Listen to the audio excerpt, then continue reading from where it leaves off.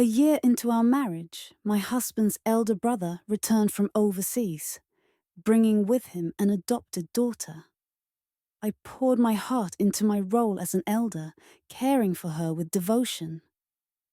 But my efforts were met only with sharp remarks and icy contempt. Even my husband's brothers began to regard me with pity, a look I couldn't fully comprehend. Until one night, everything became painfully clear. My husband came home drunk, and I watched in stunned silence as he pulled her into his arms, pressing a gentle kiss to her forehead. "Even if I can't marry you, you'll always be my one and only," he murmured, his voice tender and filled with affection. "You're the rose I've cultivated with my own hands." Bathed in the pale glow of moonlight, they kissed with reckless abandon, lost in their own world. I stood rooted to the spot, my chest hollow and my hands trembling as I ripped apart the pregnancy report I'd been carrying.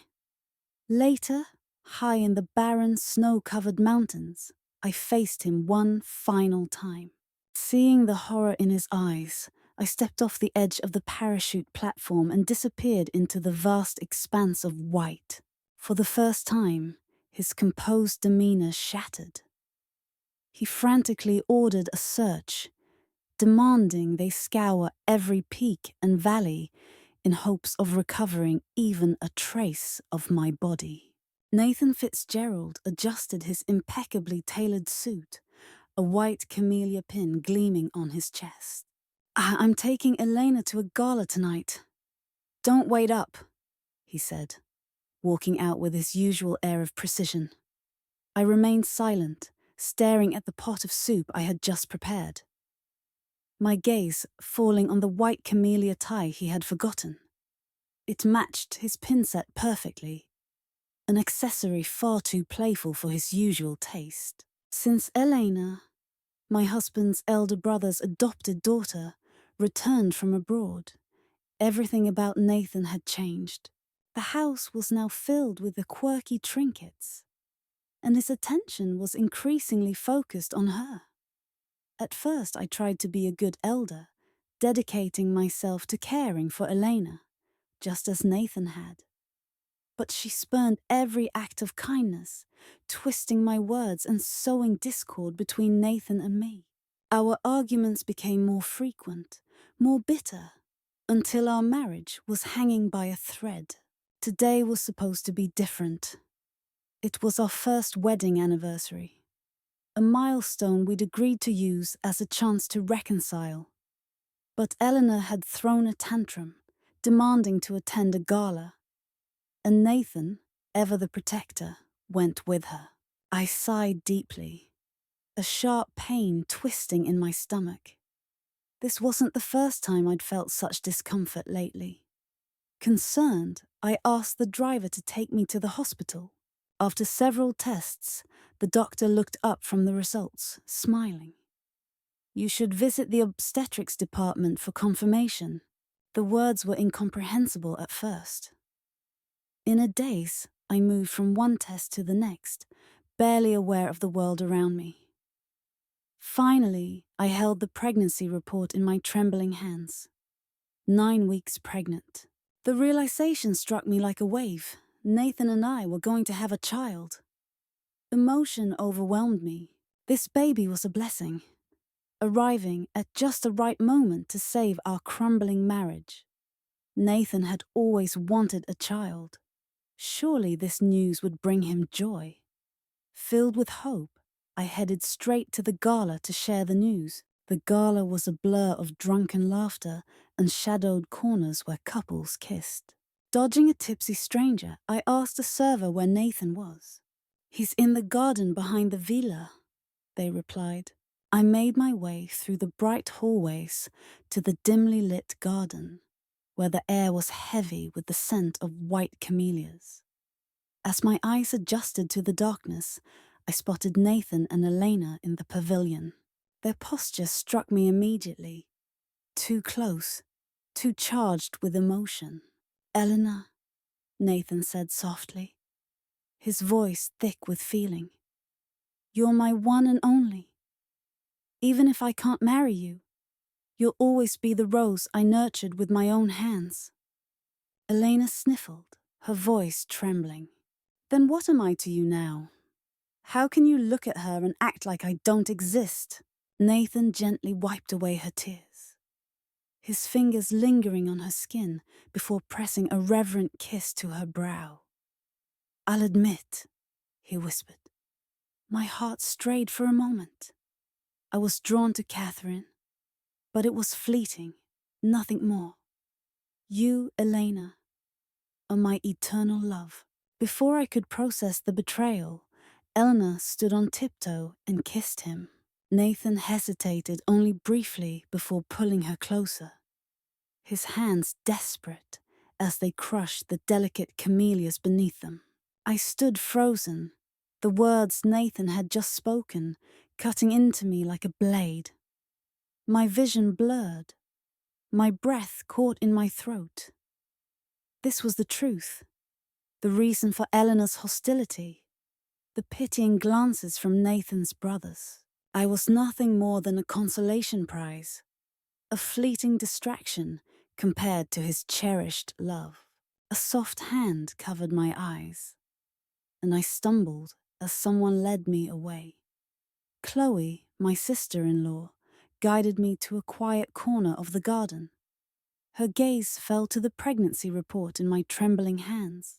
You deserve to know the truth about this family, she said quietly, her voice laced with bittersweet resolve. Eleanor was supposed to be Nathan's adopted daughter, but the papers were never finalized. When our father-in-law visited unexpectedly one day, he found Nathan and Eleanor together. Nathan's father was furious, threatening to cut ties with him unless he sent Elena away. Reluctantly, Nathan complied. It was Ryan, the eldest brother, who stepped in and offered to adopt Elena and send her overseas. Even then, Nathan found ways to stay connected, using Ryan as an intermediary. Chloe's words hit me like a storm, each revelation tearing open fresh wounds. Every year, she continued, Nathan sent her messages, gifts, and even planted camellias at the family estate, her favorite flower. The weight of her words crushed me. My mind spiraled with memories of the promises Nathan had made and the sacrifices I had made for him. I thought of the day he proposed, holding a single white camellia, the same flowers now crushed beneath Elena's grasping fingers. Back then, we had been skydiving over the Rockies when an unexpected snowstorm nearly took our lives. Trembling and breathless after landing, he had pulled out the camellia as if by magic. Catherine, he said, his voice steady and full of emotion, come back with me. Be my wife. I had said yes. I had given up everything for him. But now, standing here, I realized how little of him had ever truly been mine. Tears stung my eyes, but I refused to let them fall. My hands clenched, crumpling the pregnancy report as despair weighed heavy on my heart. I barely remembered how I made it home that night. What I did recall was Garcia, our butler, approaching me discreetly with a photograph he had discovered while cleaning Nathan's study. In the picture, Nathan and Eleanor stood side by side, their warm smiles radiating affection. The edges of the photo were worn, smooth from frequent handling. A sharp pain twisted in my chest as I swallowed the metallic tang of heartbreak. It felt like a relentless downpour, reawakening old wounds and leaving my nerves raw and exposed. That photograph became a constant reminder of the cracks in my relationship with Nathan. Fractures too deep to repair. Divorce was inevitable. But before that, I wanted to leave my mark.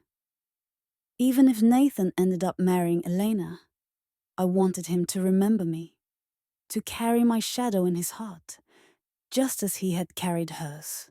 The next morning, Nathan and Eleanor returned home earlier than expected. I asked Garcia to prepare sobering soup and handed a bowl to each of them. Nathan instinctively buttoned his collar, hiding faint marks scattered across his skin. Pretending not to notice, I dipped my hands into the warm water and massaged his temples. "Did you have fun last night?" I asked lightly, keeping my tone casual. It had been a long time since I'd touched him this way, and for a brief moment, nostalgia flickered across his face as he exhaled. But when I mentioned the gala, he coughed awkwardly, guilt creeping into his voice. "It was fine," he muttered. "I got you a pair of earrings. I'll have my secretary deliver them later." I glanced at Elena, who was angrily slurping her porridge, and leaned closer to Nathan, whispering, "A belated anniversary gift, perhaps." My gentle smile seemed to disarm him momentarily, and realization dawned in his eyes. Yesterday had been our first wedding anniversary, a day we had planned to celebrate skydiving in the Rockies. Those plans had been derailed by Eleanor's tantrum. Nathan's expression softened with guilt as he clasped my hands tightly. "Let's go this weekend," he offered. "We can make up for it then." "I'm afraid that won't work," I replied, letting just enough mystery linger to pique his curiosity. "I have a surprise planned for tonight." Eleanor's chopsticks clattered against the table as she stormed upstairs, her face dark with anger. Nathan frowned but quickly followed her, muttering an excuse as he left. That afternoon, Nathan went to the office. Shortly after, Elena strutted into the room wearing barely their shorts, pausing to look me up and down with disdain. "You've perfected the housewife act, haven't you?" she sneered, her voice dripping with sarcasm. Unlike me, he'd never let me stoop to cooking and cleaning. She blew on her freshly manicured nails, their bright red polish gleaming like blood in the sunlight. Her taunts clawed at my composure, but I clenched my fists, the crescent-shaped marks in my palms reminding me to stay calm. That evening, Nathan didn't come home. Lying in bed, I rested a hand on my slightly rounded stomach and dialed a number I'd been hesitant to call. Around midnight, Eleanor posted a photo on social media, a deliberate, provocative strike. The picture showed her bare shoulders, with Nathan's hand, wedding ring and all, gripping her tightly. A wave of nausea rose in my throat as I forced myself to look away. Moments later, I heard the sound of a car pulling into the driveway. This wasn't a coincidence. Eleanor wanted me to see this. Standing at the top of the staircase, I watched as Eleanor walked in, draped in Nathan's jacket, his cedarwood cologne lingering on her. "Are you showing off?" I asked quietly as she passed. She stopped, her lips curling into a smug smile. "You know, don't you? I'm Nathan's first love," she said, her voice sharp and cutting. "Even though he married you, his heart has always belonged to me. You're just his backup plan." Her words pierced through me, but I refused to show the pain. My nails bit into my palms as I smiled sweetly. "If you're so sure he loves you," I said, my voice calm, "why post the picture? What are you afraid of? That he might actually fall for me?" Her smug expression faltered, her face darkening with anger. In a fit of rage, Eleanor shoved me hard. I let her. The staircase had become my battleground, and I had chosen my ground carefully. As I tumbled down, I caught sight of Nathan entering the house, his horrified gaze locking onto mine. Pain exploded in my body as my abdomen collided with the steps, sharp agony radiating through me. Blood pooled beneath me, and Nathan's panicked shouts grew faint as I slipped into unconsciousness. When I awoke in the hospital, Fragments of the doctor's whispered conversation reached me. If it hadn't been for the fall, she wouldn't have lost the baby. Her body's healthy. She can try again. Nathan sat outside, gripping the report in his hands, his expression unreadable. But the guilt and anguish in his eyes spoke volumes. A nurse wheeled me out, her voice bright and cheerful. "The surgery went well. You'll recover fully." Nathan reached for my hand, his touch hesitant and filled with regret. I turned away, pulling my hand back. Let him feel the emptiness I now carried. Let him regret as profoundly as I had once loved. Rumors spread quickly, despite the Fitzgerald family's efforts to suppress the trending topic. News of Nathan's first love, his older brother's adopted daughter, pushing me down the stairs and causing my miscarriage, had already leaked. Social circles buzzed with speculation, waiting to see how the family would handle the fallout. I lay in bed, pale and silent, as Nathan sat by my side. He carefully blew on a spoonful of porridge and brought it to my lips. I obediently took a sip, letting the warmth settle in my stomach. When he set the bowl aside, I spoke, my voice barely audible. "Nathan, let's get a divorce." The words sliced through the air like a knife. Eleanor had just entered the room and froze at the sound of my voice. A triumphant laugh escaped her lips. "Finally, you've realized you're not good enough for Nathan," she sneered. "Be smart and pack your things by this afternoon." "Shut up!" Nathan snapped, his voice cutting through the room like a whip. His face darkened, his tone sharper than I'd ever heard before. Elena, clearly unused to his anger, blinked back tears before stomping out and slamming the door behind her. "You don't have to fight with her for me," I murmured, my eyes shimmering with tears. One rolled down my cheek, warm against the cold emptiness I felt inside. "After all, she's the one who truly matters to you." Nathan froze, guilt and helplessness flickering across his face. He opened his mouth as if to speak, but no words came. I let out a bitter laugh, my voice trembling. "How long do you think a relationship built on the suspension bridge effect can last?" His jaw tightened, and for a moment he seemed to struggle for breath. Without warning, he pulled me into his arms, holding me tightly as though trying to merge our pain. "Don't say things like that," he murmured, his voice thick with emotion. "Don't you remember? We were supposed to have a daughter someday. We'd teach her to skydive just like us." The word baby sounded foreign coming from his lips. He had always called me Catherine. Hearing this sudden endearment now felt like the touch of a stranger. Tears streamed down my face as I rasped, "And then what? Let her fall for someone who drags her into a relationship only to lose her child?" Nathan stiffened, my words cutting deep, dismantling the walls of denial he had built. I knew what I meant to him.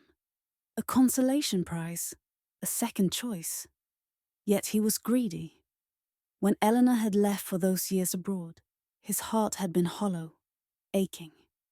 I had filled a corner of that emptiness. Losing even that small part now caused him unbearable pain. "Baby, listen to me." Nathan's voice broke through my thoughts, raw and low. "I care about you. Really care. This isn't about the suspension bridge effect." He held my gaze, trying to convey his sincerity. "We'll have more children once you've recovered. We'll skydive again, create new memories. Please give me another chance." A hollow smile curved my lips. "You know," I said softly, "Eleanor told me I was just your second choice." His eyes flickered, the truth shining louder than any denial. "She's not wrong," I continued, my voice eerily calm. and I don't blame you for resenting me. I know I don't meet your standards. Nathan's grip on my hand tightened, desperation pouring through his touch. Let's end this, Nathan, I said gently but firmly. Let's get divorced. You can go back to being the Fitzgerald heir and marry your first choice.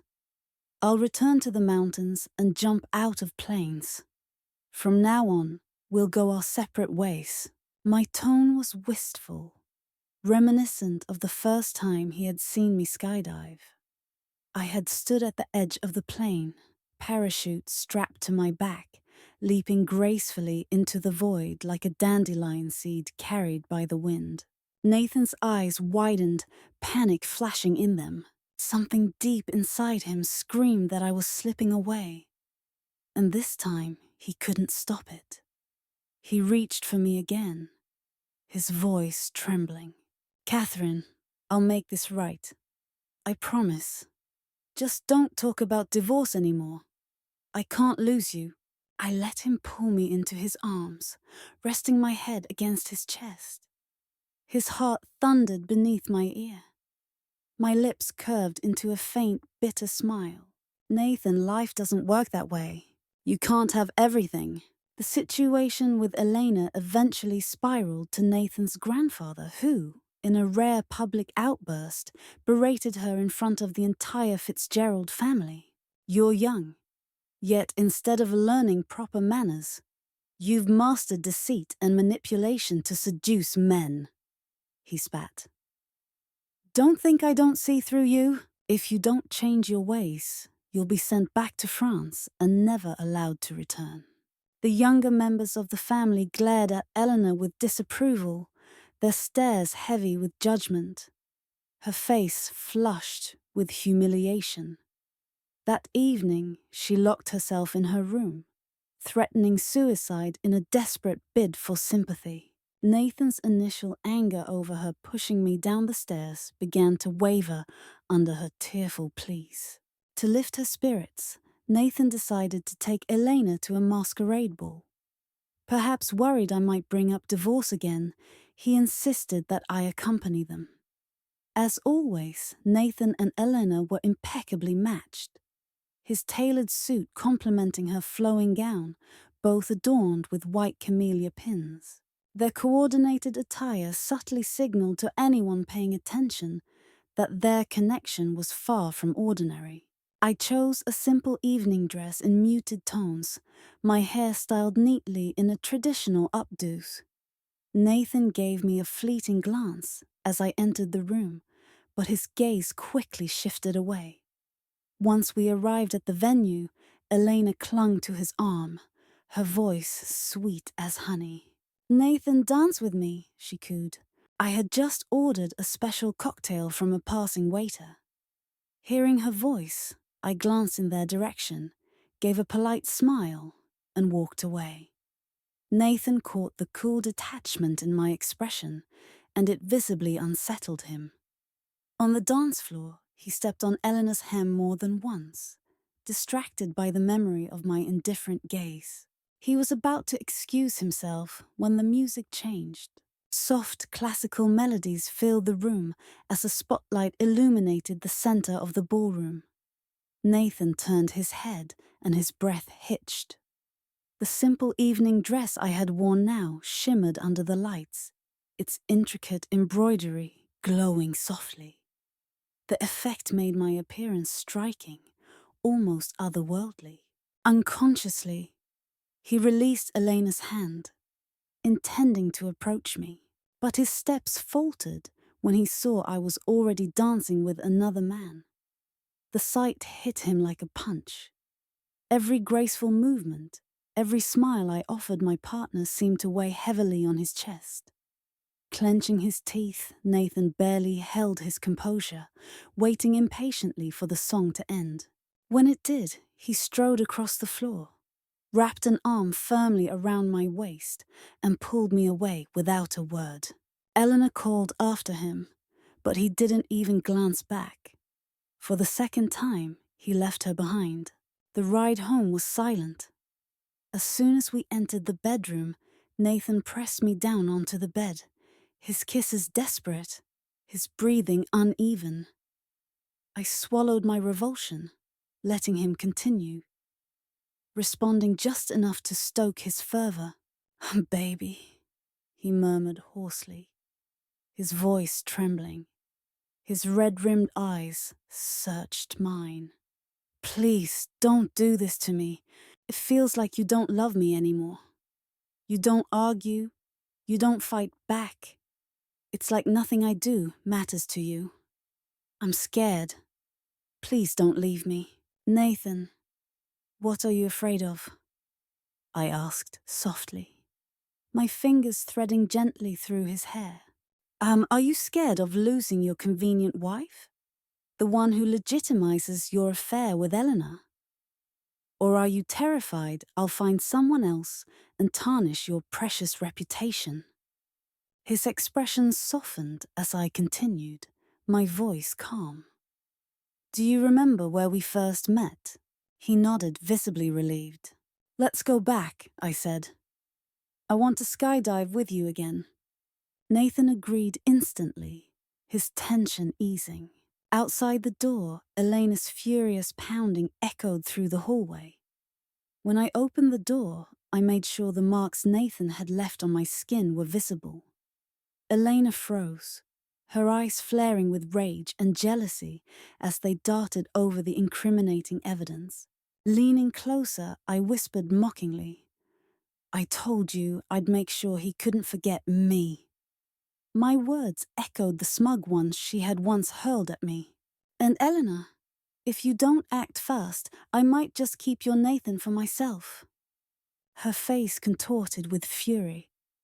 But this time, I walked away first, the faintest smile playing on my lips. The mountains stretched before us, their snowy peaks shimmering gold under the sunlight. They stood majestic and unyielding. Nathan stood on the plateau, gazing at the endless expanse of white, his expression soft with nostalgia. For weeks, I had involved him in every detail of designing our parachutes.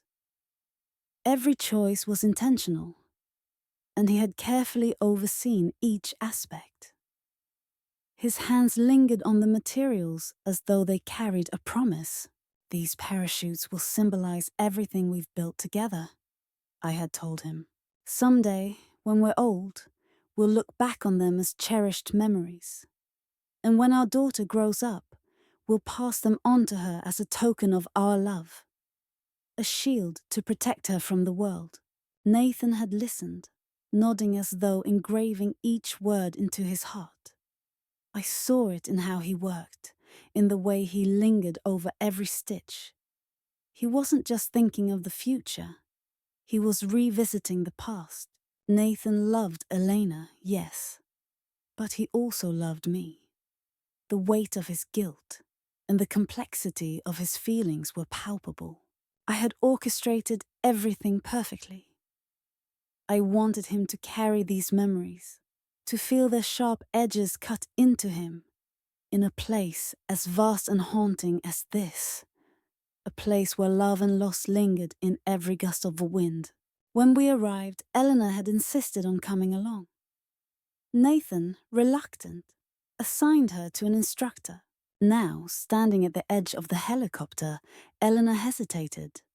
She glanced nervously at the open expanse below and stepped back. Catherine, she said softly, addressing me directly for the first time. Her voice was unusually subdued. Could you jump first? I'm a little scared. I'd like to jump with Nathan. Her gaze flickered toward the parachute strapped to my back, but I acted as if I didn't notice. Of course, I replied with a smile. Turning to Nathan, I embraced him one last time. Take care of Elena, okay? Nathan didn't respond right away. A shadow of unease darkened his eyes, but he eventually nodded stiffly, watching as I stepped to the edge. Below, the clouds swirled, thick, endless, a vast sea of white stretching into infinity. I turned back to Nathan, locking eyes with him. Nathan, I said gently, my voice carrying over the roar of the wind. I forgive you. His body stiffened, the words sparking something deep and primal, an unshakable fear. He started toward me, hand outstretched. But by then I had already jumped. The air rushed past me, the wind tugging at my body as I fell like a dandelion caught in a storm. I surrendered to the emptiness, weightless and untethered. Nathan stood frozen at the helicopter door, his hand gripping the frame as he watched me descend. His breath hitched, his heart pounded, and his eyes widened in horror as he realized the parachute hadn't opened. "Nova!" he screamed, his voice raw with desperation, echoing into the void. I continued falling, swallowed by the dense clouds, my figure vanishing into the vast expanse of white. The mountains, now cloaked in endless snow, stood majestic and golden under the rare winter sunlight. Did you hear? For 2 years now, the Fitzgerald heir has been searching those mountains for his wife's remains, a tourist murmured, drawing their group's attention. 2 years earlier, after my skydiving accident, Nathan had lost all control. He had tried to leap from the helicopter after me, but Eleanor and the instructor managed to restrain him just in time. When the helicopter landed near the snow-covered peaks, Nathan ignored the biting cold and treacherous slopes, immediately beginning his search. He scoured the rugged terrain tirelessly, refusing to believe someone with my skills could perish so easily. Rescue teams were summoned, and for 3 days Nathan searched without rest, his voice hoarse from shouting my name. Eleanor had tried to dissuade him, whispering cold truths. "Nathan, she fell from such a height. There wouldn't even be a body left." But he ignored her, unwilling to accept the possibility. Desperation led him to strap on his parachute, determined to jump from our starting point and trace my fall. Fate, however, had other plans. That day, a rare avalanche thundered down the mountainside, snow crashing like a tidal wave. The valleys were buried, erasing every trace of the search. Nathan could only stand on the helicopter stunned as the place where I disappeared was swallowed by white. The mountains had claimed not only my body, but the love we had once shared. Afterward, Nathan spiraled into despair. Back home, he abandoned his responsibilities in the Fitzgerald business and sought solace in alcohol. Friends and family tried to intervene, begging him to move on, but he ignored them. Nathan's grandfather, deeply concerned, even considered allowing Nathan to be with Elena. But each time he found Nathan drunk and murmuring my name in his sleep.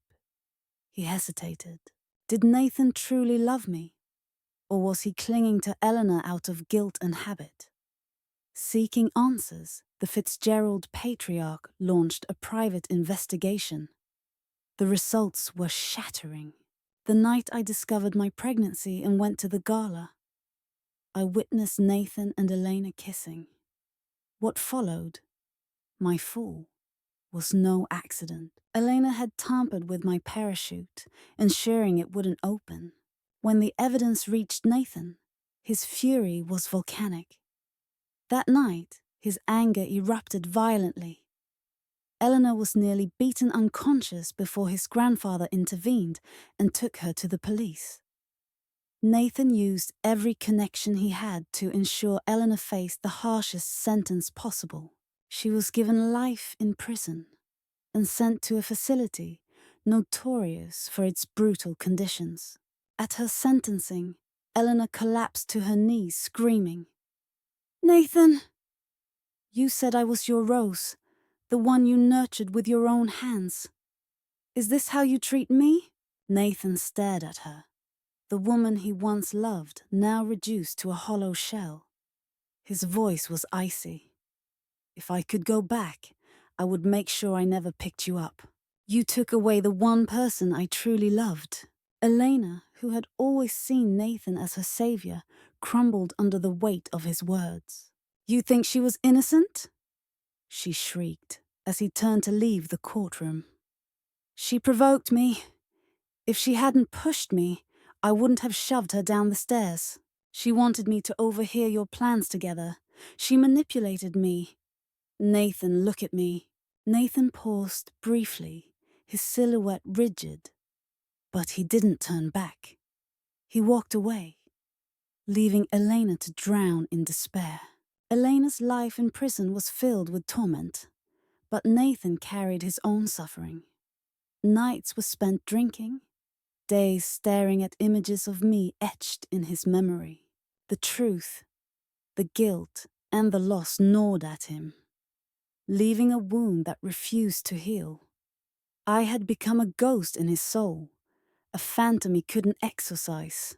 Finally, Nathan understood the meaning of my last words. "I forgive you." It hadn't been absolution. It was my ultimate revenge. I forgave him so he could never forgive himself. "Did you know?" the tourist continued in a conspiratorial tone. "Nathan still visits the chapel near those mountains every year to pray for his wife." "Spare me the theatrics," another muttered, rolling their eyes. "Guilt is cheap. Nobody asked for his prayers." "Yeah," someone added. He'd better not sully her memory with his so-called love. I stood nearby, dressed in the simple traditional attire of the locals, listening as they gossiped about Nathan. When their conversation trailed off, I tilted my head and asked curiously, "His wife wasn't Christian, so why does he come here to pray?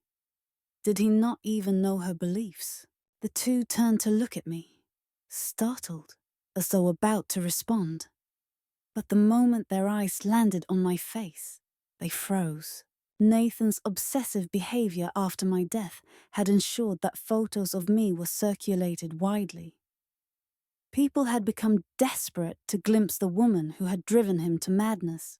My striking features had left an indelible mark on those who had seen the images. Faced with my living, breathing form, the tourists stammered. What's your name?" one of them asked hesitantly. I smiled softly. "Nova. My name means rebirth." The pair exchanged uneasy glances, disbelief flickering in their eyes. Finally, one ventured tentatively. "You don't seem like you're from here." "I'm not," I replied, gesturing to the snow-capped mountains behind me. "I was found in those mountains." Their curiosity deepened, their breaths quickening as I continued, my tone calm. "I had an accident in the snow. I lost my memory, but was granted a second chance at life here. The man who rescued me gave me the name Nova, signifying a fresh start. That truly is a rebirth," one of the tourists murmured, their voice thick with emotion, their eyes glistening with unshed tears. They offered a heartfelt blessing.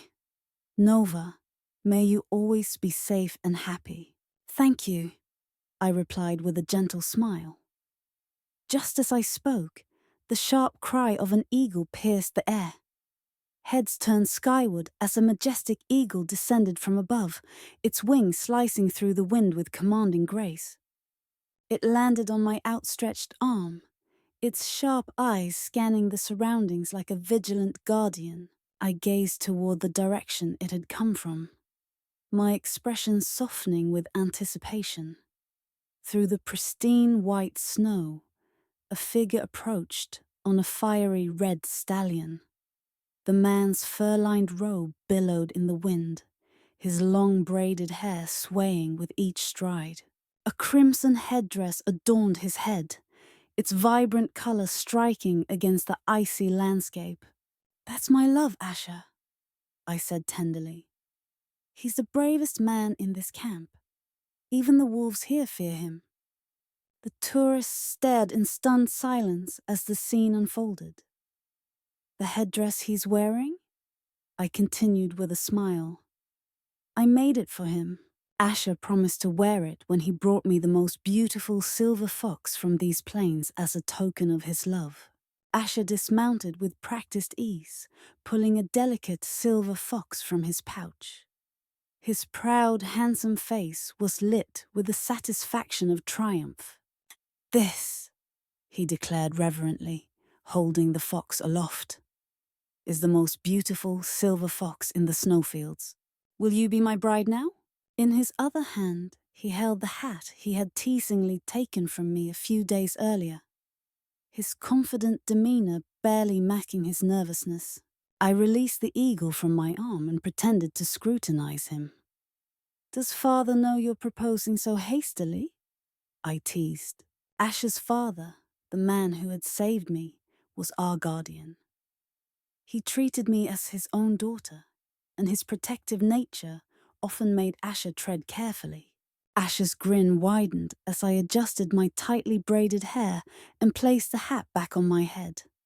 His excitement was evident as he swept me into his arms and lifted me effortlessly onto the back of his horse. "Nova," he vowed passionately, "I swear on my life, you'll be the most beautiful bride in all the snowfields." We rode to a nearby temple to seek its blessings. Monks chanted mystical prayers, their voices resonating in harmony with the mountain winds. As the ritual ended, I felt a strange sensation as though a weight had been lifted. It was as if the lingering threads of my past were severed, leaving me lighter, freer. The bond between Asher and me deepened, as though etched into the fabric of the snow and sky around us. I looked at him, my heart overflowing, and for the first time in years, I felt whole. As we left the temple, a man bumped into me. He was strikingly handsome, but there was something unsettling about the way he looked at me, a mix of longing and anguish.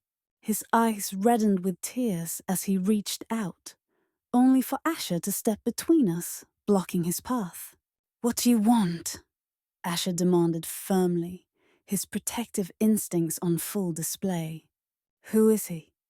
I whispered, tugging lightly at Asher's sleeve. Asher stood tall, shielding me. "This is my husband," I answered politely, turning to the stranger. "Sir, is there something you need?" The man's face was streaked with tears, his voice breaking as he whispered, "Catherine." A jolt ran through me at the name, and I instinctively took a step back. "You really don't remember me?" he asked, his voice trembling. I blinked, my lashes quivering. A deep unease settled in my chest, stirring a faint, inexplicable fear. I tugged again at Asher's sleeve, and he responded immediately, his tone firm. "There's no Catherine here," Asher said coldly. "Only Nova. You've made a mistake. Now, if there's nothing else..." The man stared at me, his gaze unwavering. After a long silence, he shook his head and removed a string of prayer beads from his wrist. His voice cracked as he pressed the beads into my hand. "May you find peace and happiness in the years to come." With unsteady steps, he retreated into the temple, his silhouette fading into the doorway. I watched him go, a tightness in my chest leaving me restless. That evening, as snow blanketed the camp, Asher and I stood surrounded by family and friends. In the heart of the gathering, Asher knelt before me on one knee, holding a turquoise ring in his calloused hands. "Let the mountains bear witness," he said solemnly. "You are the only snow lotus blooming in this barren wilderness. Let heaven and earth be our witnesses. I vow to grow old with you in love and harmony between these snowy peaks. I pray for divine protection." His deep voice resonated with sincerity. Years passed, and our daughter grew into the bravest soul on the plains. She inherited Asher's strength and courage, driving wolves from the snowfields and guarding our people's peace. I thought she'd prefer herding sheep, Asher remarked one day. The two of us perched on horseback watching her in the distance. But she turned out fearless, I replied with a smile. It suits her. She was born in the mountains, as strong and beautiful as the snowfields themselves. No one will ever take advantage of her. Asher reached out, tucking a stray strand of hair behind my ear. Do you still remember nothing of your past? I touched the back of my head, the faintest curiosity flickering. After you brought me to the temple and the monks chanted their prayers, even the fragments of memory I had clung to had vanished completely. I paused, gazing out over the boundless snow. Perhaps my past had been so filled with pain that heaven itself had decided to sever my connection to it, sparing me from further anguish. Asher nodded in understanding, but his attention shifted as Nathan approached, cradling a small lamb in his arms. For 16 years, Nathan had returned to these snowfields, tirelessly searching for the love he had lost to the vast wilderness. This time, as he placed the lamb gently into a basket within the tent, he spoke, his voice low and measured. I'm leaving. I won't be coming back again. Taken aback, I asked. Did you find the person you were looking for? Nathan turned to me, his expression soft yet resolute. For the first time, a faint smile graced his lips, and his voice carried a quiet, bittersweet tremble.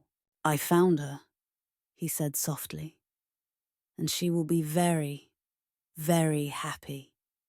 That night, Nathan departed the snowfields for good.